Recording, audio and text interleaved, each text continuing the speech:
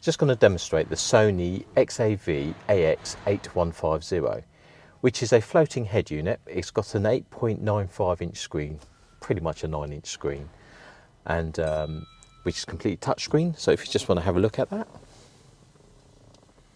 and as you can see, it's quite thin.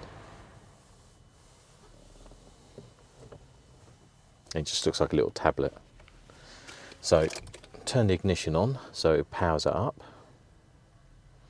So like I said, it is a touch screen. It has got physical buttons here as well.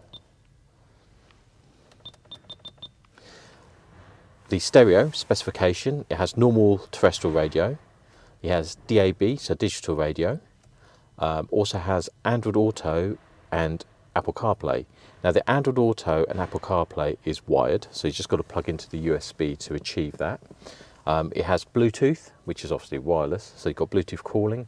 You could actually stream music via Bluetooth as well. It has a video input if you want to put a reverse camera into it, and being a nice big screen, that'd be quite a nice thing to do actually. So let me just plug in my phone into the USB.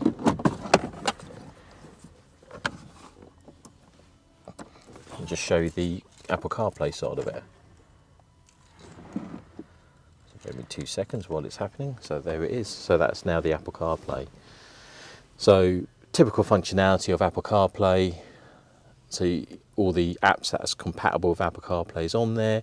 So you've got like Waze, so you've got Waze mapping, Spotify for music. You also Amazon Music works on it, and various other platforms work on it as well. Google Maps, we can use that. And if you are on these, you don't have to touch your phone at all. If you want to search for an address, all you have to do is do that, and you could enter the address. Just do it all from the screen.